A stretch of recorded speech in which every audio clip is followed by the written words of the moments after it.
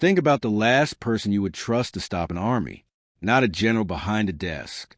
Not a tank commander with air support on the radio. Think about the smallest, quietest soldier in the squad. The one carrying a heavy old rifle that everyone else thought was outdated. The one the other men laughed at. Now imagine that person, alone in the dark, choosing to climb a tree while everyone else ran. That is where the story begins. Not with a battle plan. Not with a heroic speech. It begins with one man, 60 bullets, and a decision so crazy that the enemy never even considered it was possible. The year was 1944. The war in Western Europe had been grinding forward for months, and by November, the American military machine had hit a wall. That wall had a name. It was called the Hurtgen Forest. This was not a normal piece of land. It was a dense, ancient forest in Germany, packed so tightly with tall pine trees that sunlight barely touched the ground. The forest floor was always dark, always wet, always cold. It smelled of pine needles, damp soil, and something older, something rotten underneath. Soldiers who fought there described it as stepping inside the earth itself. The trees were so close together that visibility dropped to almost nothing. You could take 5 steps off the trail and completely disappear. The forest had swallowed entire divisions. It had chewed up men, equipment, and morale with equal appetite. Tanks couldn't move through the undergrowth. Planes couldn't bomb through the thick canopy above. Artillery shells would explode when they hit the branches up top, sending jagged splinters that would raining down on the men below like wooden shrapnel. Fighting in the Hurtgen Forest meant fighting blind, fighting close, and fighting terrified. It was inside this forest, on the morning of November 14, 1944, that Private Arron Ward found himself standing in knee-deep mud with a very simple problem. 800 German soldiers were coming down a narrow logging road, and the only thing between them and the American battalion retreating 2 miles back was a squad, and his squad was already leaving. The German force was not a small patrol. It was a full mechanized battalion, armored half-tracks carrying infantry, Panzer IV tanks rolling forward with their massive cannons pointed ahead, and supply trucks loaded with fuel and ammunition. Intelligence had estimated the column at over 800 men, and they were moving with the slow, heavy confidence of people who believed nobody could stop them. They were pushing the Americans back toward the Kahl River. They were planning to catch the retreating soldiers in the open before those soldiers could dig in and defend themselves. The math was brutal and simple. If that column broke through the forest road unhindered, hundreds of Americans would die before they ever had a chance to fight back. The road itself was the key. It was long, straight, and narrow, almost like a hallway cut through the trees. The forest on both sides was too dense for the tanks to push through, so the entire German force had no choice but to stay on that single road. It was the only way forward, and that road was essentially undefended. Ward's squad was pulling back through the mist. Their faces were pale and hollow with exhaustion. They knew the numbers. A few dozen men with rifles could not stand against tanks, half-tracks, and 800 trained soldiers. The order had come down clearly. Retreat to the ridge. Regroup. Survive. Every single soldier in that forest knew the smart move was to run. Ward stood in the mud, looking at the retreating backs of his squad mates, and he did not move. He was staring at a tree. It was a Norway spruce. It rose from the earth like a tower, nearly 90 feet tall, its trunk thick and rough with bark covered in sticky pine sap. Its branches reached wide and dense, creating a heavy canopy near the top. Ward was doing math in his head, the kind of math that no manual had prepared him for. He was carrying an M1903 Springfield rifle, a bolt-action weapon fitted with an 8-power scope. Compared to the faster semi-automatic rifles the other men carried, his weapon was considered a specialist tool, almost useless in a close-range firefight. On the ground, where fighting in this forest happened at grenade-throwing distance, a sniper with a scope was nearly pointless. He understood that. The other men had already made that clear with their smirks and their comments about him being more of a burden than a weapon. But Ward was not thinking about what his rifle could do on the ground. He was thinking about what it could do from 80 feet in the air. From up in that canopy, the geometry of the road would change completely. Instead of seeing 50 yards ahead through a wall of bushes, he would be looking down the entire length of the column, like looking down a long hallway from the ceiling. He could see over every bush, Every truck hood, every piece of cover the Germans thought would protect them. He could see the officers directing the column. He could see the drivers in their seats. He could see the radio operator with his antenna and his handset. From up there, he would have a view of the entire battlefield that no soldier on the ground could ever dream of. The problem was that every military expert in the United States Army had a very clear opinion about tree sniping. They all agreed on one word: suicide. The instructors at sniper school had drilled the reasons into every student until the lesson felt like it was carved into their bones. A man in a tree is visible against the sky. He is a dark shape against a bright background, easy to spot and impossible to miss. A man in a tree cannot move. On the ground, if bullets start flying at you, you can roll, crawl, or sprint. In a tree, you are bolted to a spot. If the enemy finds you, they do not need to aim carefully. They can just pour machine gun fire into the tree until it gives way or until you fall. And if you fall from 80 feet up, the ground does the rest of the work for them. The infantry sergeant leading the withdrawal heard the silence behind him and turned around. When he saw Ward standing at the base of the spruce tree, he walked back through the mud with the expression of a man watching someone make a terrible mistake. He told Ward to forget the idea. He said climbing that tree was like building yourself a coffin in the sky. He told Ward that German half-tracks were equipped with anti-aircraft cannons specifically designed to sweep treetops, and that the Germans used them regularly even when there were no planes around, just to clear out any fools who might be hiding up there. The other soldiers nearby started laughing, nervous laughter that was half genuine and half fear. They called Ward the Birdman. They asked him what he planned to do when the tanks came: flap his wings and fly away? They told him that the war did not reward people who tried to be heroes. It only buried them faster. Ward heard all of it. He did not argue.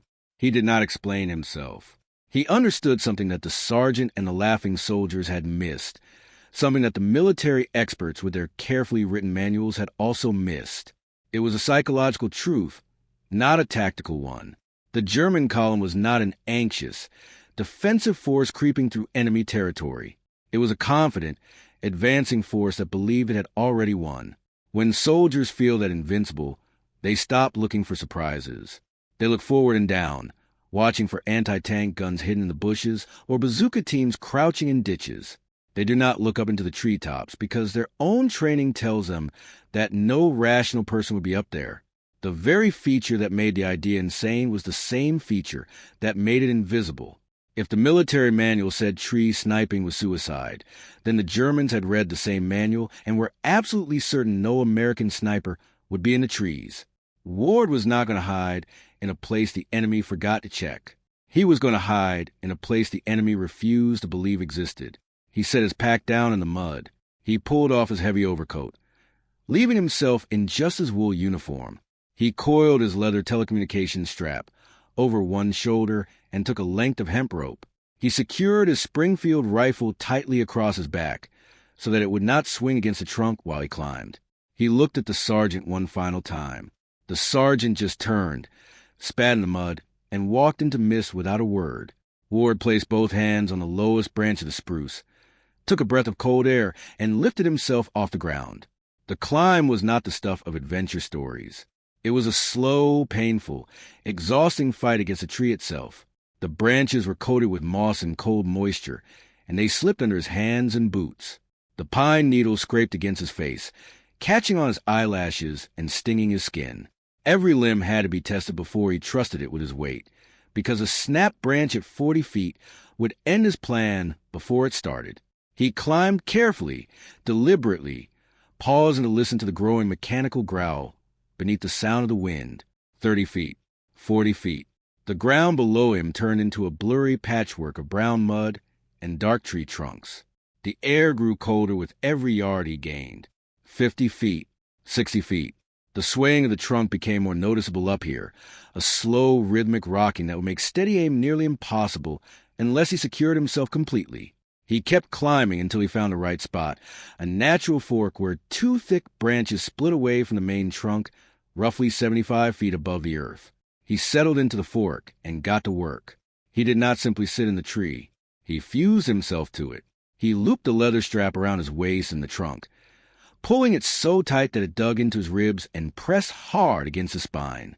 He tied his thighs to the branch with a hemp rope, knotting it firmly. He adjusted and tested every knot until he was certain that he could lean forward into shooting position without any risk of tipping out.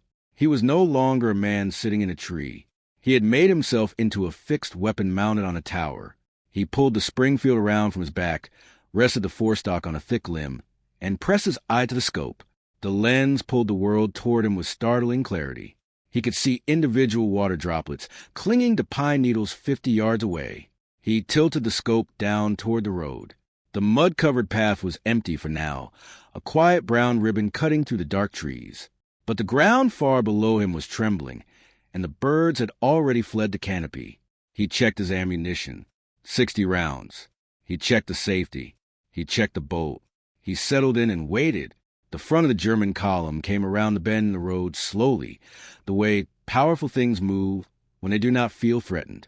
A half-track led the way, its hull painted in muddy camouflage patterns, exhaust trailing from its rear. An officer was standing in the open hatch with binoculars held to his face. He was scanning the bushes beside the road. He was checking the ditches. He was wearing a relaxed expression, almost bored, the way a man looks when he is sure the danger has already run away. He looked like someone taking a leisurely drive through the countryside, not a soldier pushing through an active combat zone. Ward could see him clearly through the scope. Every detail of the man's field uniform crisp and magnified. He could see the cigarette between the officer's lips and the way the man tilted his head to say something to the driver below him. Ward placed the crosshairs on the officer's chest, exhaled slowly, and squeezed the trigger. The shot did not boom. In the wet, dense air of the forest, the Springfield made a flat, sharp crack, more like a broken branch than a cannon blast. The recoil pushed Ward backward into his leather harness, and the straps caught him firmly. Down on the road, 80 feet below and what felt like a lifetime away, the German officer simply stopped being a standing man. One moment he was scanning the woods with his binoculars. The next moment he was a crumpled shape draped over the edge of the armor plating, his binoculars tumbling from his hands and bouncing off the hood of the half-track with a metallic clatter. The driver did not stop immediately. The engines kept running. The tracks kept grinding. The noise of the column swallowed the sound of the single shot entirely, and for 3 full seconds the advance continued as if nothing had happened at all. Then the driver looked to his right, saw the blood, and slammed on the brakes. The half-track skidded sideways in the mud. The Panzer IV behind it braked hard, its steel tracks locking up and digging into the earth. The truck behind the tank swerved to avoid the collision. In less than 10 seconds, the smooth, unstoppable flow of the German advance folded up like an accordion. Vehicles bumped into each other. Engines roared and idled. Men began popping their heads out of hatches, shouting back and forth. Try to understand why everything had stopped. Most of them assumed a mechanical breakdown or a fallen tree across the road. They had no idea yet that a piece of lead no larger than a man's finger joint had just reached down from the sky and grabbed the entire column by the throat. Ward was already working the bolt. The empty brass casing flipped out of the chamber and fell through the branches, bouncing from limb to limb until it hit the soft earth somewhere far below without a sound. A fresh round seated itself in the chamber, and Ward was already scanning for his next target with the calm and deliberate pace of someone who understood exactly how much time he needed and exactly how much damage he needed to do. He was not trying to kill as many men as possible. He was trying to dismantle the column the way an engineer takes apart a machine, one critical piece at a time. He looked for the radio operator. Every German column carried a communication vehicle, bristling with antennas, serving as a nerve center that connected the battalion commander to artillery units and air support. Cut that wire and the column went deaf. Ward found the vehicle, identified the soldier standing in the back holding a radio handset, placed the crosshairs, breathed out, and fired. The radio operator dropped. The handset swung on its cord like a pendulum. Below him, the German soldiers began to react, but they reacted exactly the way Ward had predicted they would. They looked down. Their training took over, and their training said that enemy fire comes from the ground. It comes from foxholes, from behind fallen logs, from the dark spaces between tree trunks. Machine gunners open up on both sides of the road, pouring green tracer rounds into ferns and bushes, shredding the undergrowth. Hundreds of bullets tore through empty space. The Germans were fighting a ghost that did not exist on the ground because the man killing them was not on the ground at all. He was 80 feet above their heads, watching them fire at nothing, watching them burn ammunition on phantom enemies while he calmly selected his next target. This was the moment Ward had bet his life on. The impossible position was the safest position because the enemy's own mind refused to put him there. He settled into a rhythm. He shot the driver of a supply truck. The truck veered into the ditch, blocking the forward path completely. He shot the commanders who were trying to rally squads and organize a response. He shot sparingly and with cold precision, never rushing, always letting his heartbeat slow before pressing the trigger. Between shots, he watched the behavior of the men below, reading the crowd the way a shepherd reads a flock, using fear to keep the column in a state of frozen confusion. When he saw soldiers gathering near a tank to organize a counterattack, he fired into their group, scattering them before they could form. He was not just a sniper. He was a puppeteer pulling invisible strings. Every time the Germans tried to gather their courage and move, a single shot killed the man who was leading the movement, and the rest broke apart again. There were 800 men being herded by one. The chaos on the road was extraordinary. Officers screamed contradicting orders. Some demanded that the column push forward. Others screamed to pull back. A sergeant waved his submachine gun in the air, trying to get soldiers to charge the tree line. Ward put a bullet through the man's shoulder. The sergeant spun and fell. His squad scattered. The paralysis deepened. Ward checked his rounds. He had fired 18 shots. He had 18 hits. Not a single bullet wasted. But the Germans were not helpless. They were experienced veterans, and they began to think clearly despite the terror. They recognized the pattern of fire. Single shots, deliberate spacing, no machine gun bursts, no multiple shooters, one sniper, and they had ways to deal with snipers. The turret of the lead Panzer began to rotate slowly, its long cannon sweeping to face the north side of the road, where most of Ward's shots seemed to originate. The tank commander could not see the sniper, but he did not need to. He ordered his gun to fire at the tree line and walked the shells forward. Recon by fire. The first high-explosive shell slammed into forest floor 50 yards from Ward's tree. The blast tore a geyser of dirt, splintered wood, and black smoke out of the ground. The shock wave hit Ward like a hand slamming into a wall, rocking his tree violently back and forth. He hugged the trunk and squeezed his eyes shut and felt the leather straps bite deep into his skin. The tree swayed and creaked. He thought for a moment that the roots might give way. The tank fired again. Then again. The shells were methodically working their way down the tree line, each one closer than the last. Ward did not try to hide from the cannon. There was nowhere to hide. He waited for the swaying to stop, wiped the pine needles off his scope, checked the action, and looked for the tank's vision block, a small, thick glass port next to the main gun through which the gunner aimed the cannon. It was a target about the size of a playing card. The tank was 80 yards away and shaking slightly from its own recoil. Ward timed the swaying of his tree, found the brief still moment between one sway and the next, and fired. The glass of the vision block shattered into a web of white cracks. The gunner inside went blind. The turret stopped moving. The cannon stopped firing. Ward had not destroyed the tank. He had simply taken away its ability to see. A 40-ton weapon of war, silenced by a piece of lead aimed at a piece of glass. Time was passing. The fight had been going on for hours. The cold that had started as a mild discomfort was now a physical enemy, working its way deep into Ward's body. His legs were losing feeling. The leather straps and hemp rope that held him to the branch were cutting off circulation, making his thighs go numb and turning his feet into blocks of wood that he could not feel no matter how hard he tried to wiggle his toes. His back ached with deep, throbbing pain that pulsed up his spine with every breath.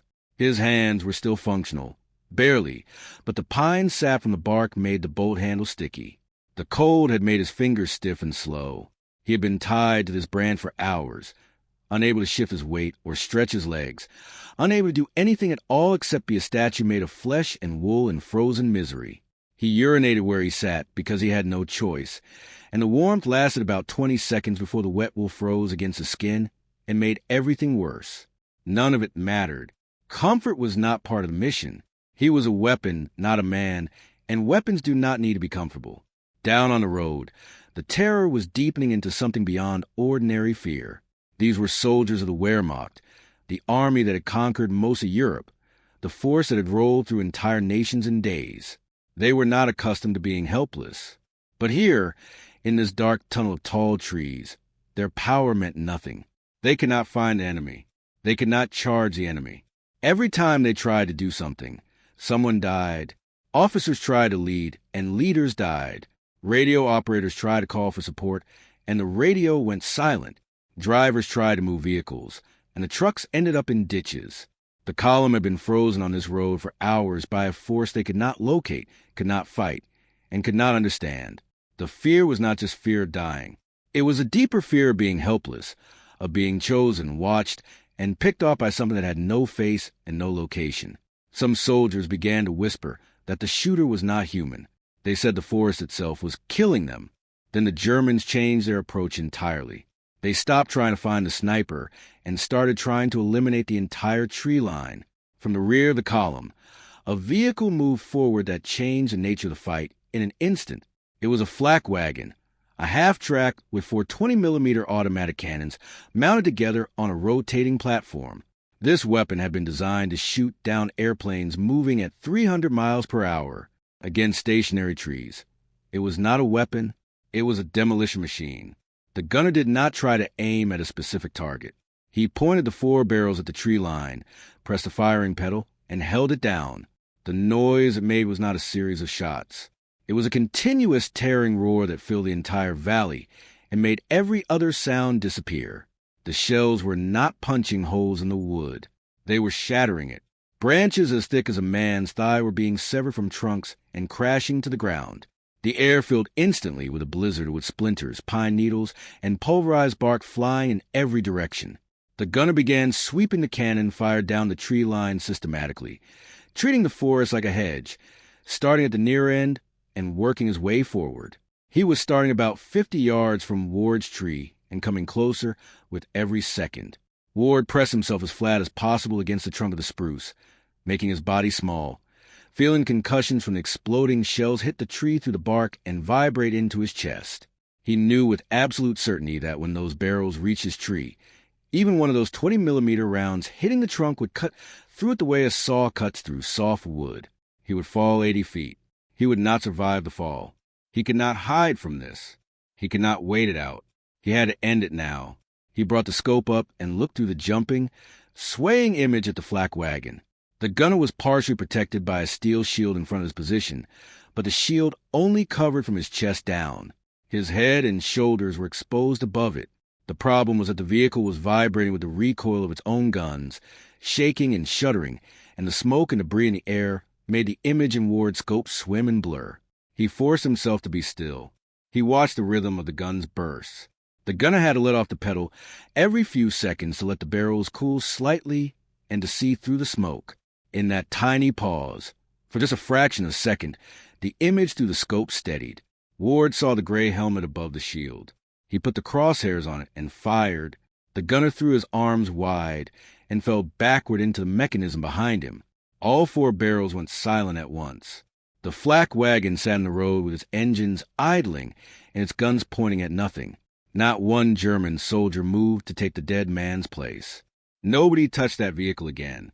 The column of men who had just watched their most powerful close-range weapon be swatted out of the air by a single bullet from an invisible enemy went very, very quiet. The psychological weight of that moment was crushing.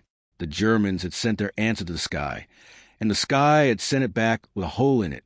Every man in that column understood, on some deep, wordless level, that they were not dealing with an ordinary sniper. They were dealing with something that could not be frightened, could not be reasoned with, and could not be stopped by any weapon they had yet tried. The officers continued to shout orders, but the soldiers stopped obeying them. Men pressed themselves under trucks, under the chassis of tanks, behind anything that offered cover from above, and they stayed there. The advance had not just been paused. It had been broken. Ward kept working. His body was failing in pieces now, but his mind was still sharp and focused. He watched a squad of German infantrymen peel away from the column and push into the forest on the north side of the road, hunting through the trees with their weapons up, looking for the sniper's hide. They were looking at the lower branches. They were looking for a man 10 or 15 feet off the ground, the way a deer hunter climbs a stand to get above the sight line of a deer. They searched every tree within easy eyeshot of the road, fired bursts into the lower branches, checked the dark spaces between trunks. Ward could hear them moving to the undergrowth directly beneath him, the snap of twigs under boots, the wet sound of men walking through mud. He could not see them through the pine needles below. He pulled his Colt pistol from its holster and held it in one hand while keeping the rifle pressed against his shoulder with the other.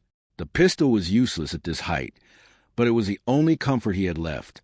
He held his breath and watched the tops of their helmets pass beneath him through the gaps in the branches.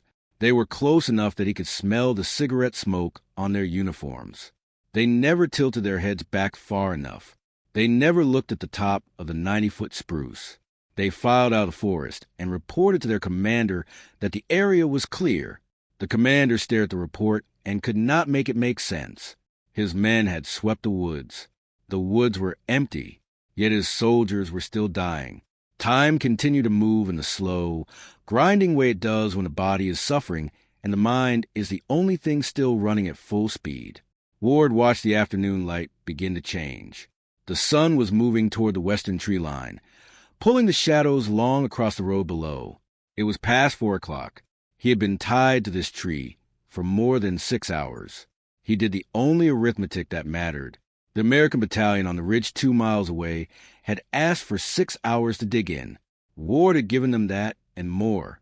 Every hour the column had sat frozen on this road was an hour that American soldiers had spent digging foxholes, positioning machine guns, hauling anti-tank weapons into camouflage positions, and turning a desperate retreat into a fortified defense. The time had been bought. The question was whether the purchase had been complete. The German commander decided he was finished with patience.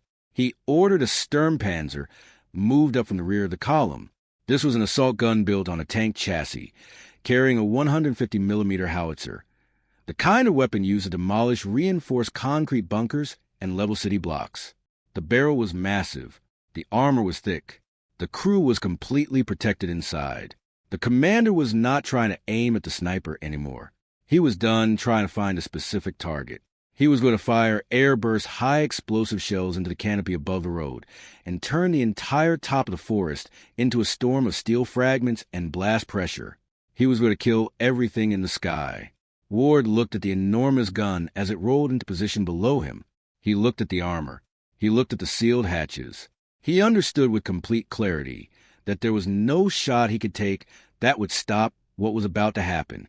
There was no vision block to shatter, no exposer to put down, no driver window to punch through. This weapon was designed to be immune to what he could do. He checked his watch.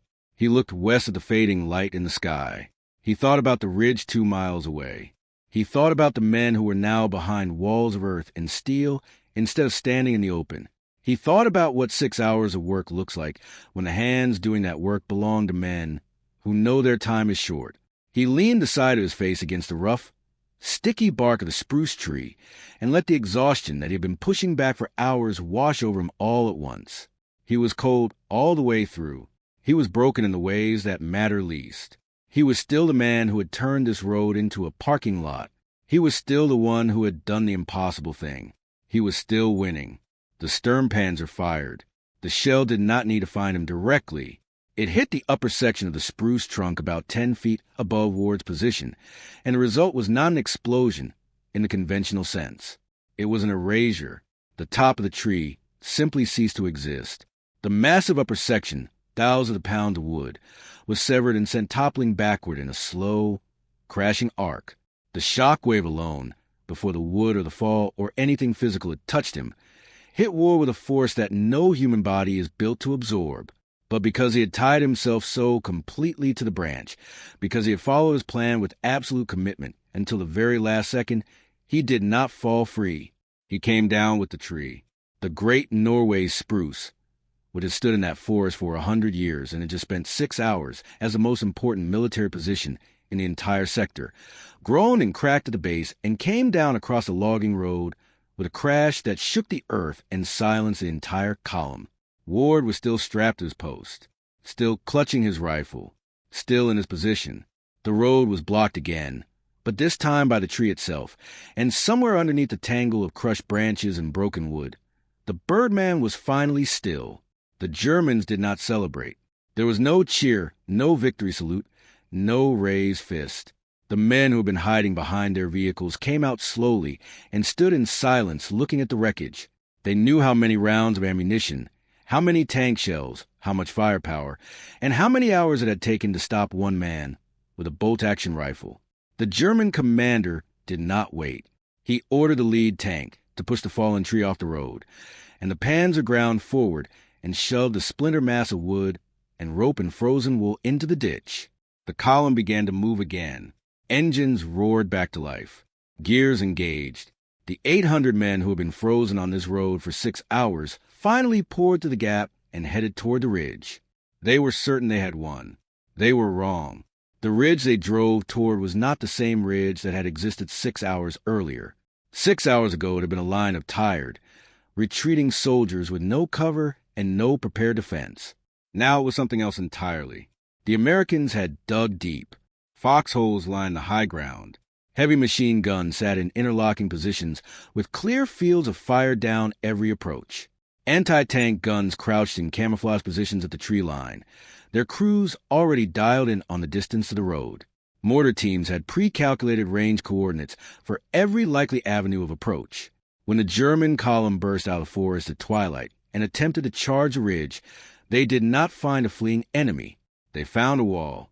Machine guns opened up at maximum range and cut through the German infantry before the soldiers could even dismount from their trucks.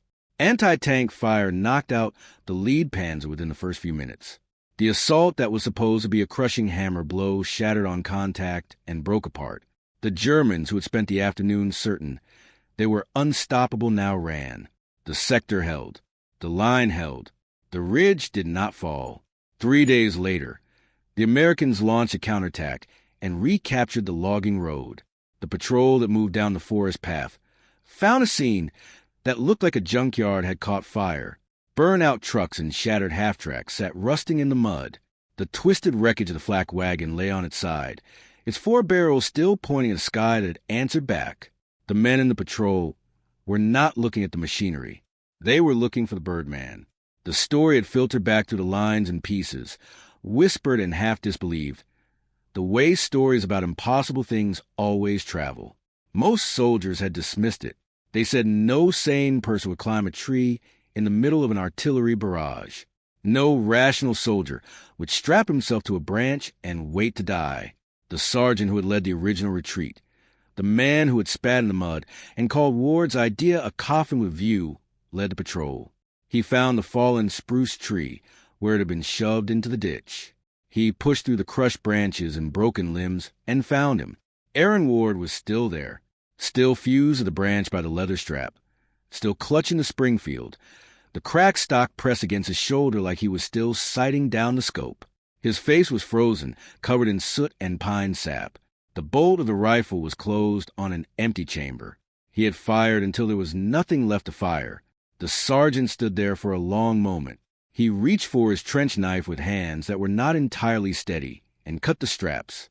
He pulled Ward free from the wood. The other soldiers gathered in a circle and stood quietly around the small, frozen man who had done the thing everyone said was impossible. They found the brass casing scattered in the needles around the fallen tree. 18 of them. 18 shots from a man who had started with 60 rounds and never wasted one. They looked at the wreckage filling the road. Nobody made any jokes. Nobody said anything about the Birdman. The words had died in their throats. Every man standing in that circle was alive because Arron Ward had decided to become part of Tree, and they all understood it now without anyone having to say it out loud. The military studied this engagement after the war. What they found changed how they thought about snipers and about fear. They discovered that a single well-placed sniper does something that artillery cannot do.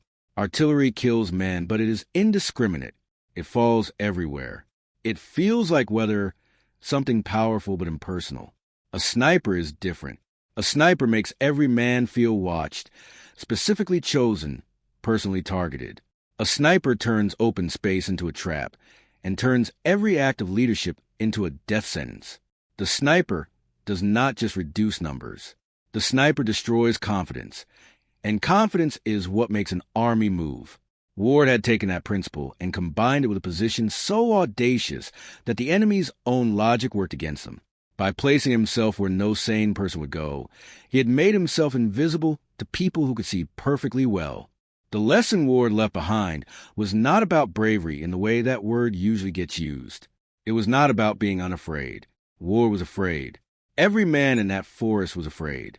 The lesson was about what you do with your fear. Most men let fear make decisions for them. Ward let fear remind him of what was at stake, and then made his own decision anyway. The military had always taught that mobility is life. Move or die. Shoot and run. Never stay in one place. Ward looked at those rules and asked a different question. What if the only way to survive is to go somewhere that survival seems impossible? What if the place nobody wants to stand is the safest place in the battle? The answer he gave with his life rewrote the textbooks. Arron Ward was posthumously awarded the Silver Star. Many of the men in his battalion believed the Medal of Honor would have been more fitting, but Ward himself would probably not have cared much about the medal. He was not the kind of person the medal story is usually told about. He was not a man who charged a machine gun nest. He was not a man who threw himself on a grenade. He was a man who looked at a hopeless situation, thought about it calmly, and then made a quiet, private decision to climb a tree and not come down until the job was done. His real monument was not made of bronze. It was made of living people. It was a ridge line that did not fall. It was a letter sent home from the men of his battalion, men who survived the war and came home and had children and grandchildren, all of them alive because one sniper decided to do something that everyone agreed was impossible. The Hurtgen forest is quiet now. The trees have grown back over the years, filling in the scars left by tank treads and artillery craters. The logging road is still there, a narrow path through the pines that hikers use on autumn mornings when the mist sits low in the branches, and the cold air smells of pine needles and damp earth. Most people walk that path without knowing anything about what happened there. They do not know that this quiet little road was once a parking lot of burning steel and broken confidence. They do not know that an army of 800 men was stopped cold on this stretch of mud by a single person with a bolt-action rifle and a coil of rope. But if you walk that trail on a cold November morning and look up at the tall spruce trees rising 90 feet into the gray sky, you might feel something. A weight, a stillness, a question that the forest asks very quietly to anyone who bothers to listen. What would you have done? Would you have run? Would you have stayed? Would you have climbed? We tell stories like this one because they carry something that statistics and battle maps cannot hold. They carry the weight of a single person's decision inside an impossible moment. It is easy to read history as a series of forces and movements and numbers on a page. It is easy to forget that every line on every map is drawn by individuals who had to choose, alone and afraid, what they were willing to do. The war was not won by generals alone. It was won in moments like this one, by people like Ward, who stood in the mud and looked at a 90-foot tree and decided that the only way forward was up. The next time someone tells you that an idea is crazy, that a plan will never work, that the risk is too high and the odds are too long, think about the Hurtgen forest. Think about the birdman in the spruce tree. Think about what it means to commit completely to the one thing that everyone else has already decided is impossible. Sometimes the most dangerous place in a battle is the safest place to be because it is the one place nobody thought to look. Sometimes you have to climb the tree. Sometimes you have to tie yourself to the branch. Sometimes you have to become part of the wood. If this story stayed with you, if you felt the cold of that canopy or the tension of that scope, do us a favor and hit the like button. It helps stories like this one reach the people who need to hear them. Subscribe so you never miss the next deep dive into the forgotten corners of history. And drop a comment below. Have you ever made a decision that everyone around you thought was crazy? Tell us about it. We read every single one. Thank you for being here. We will see you in the next one.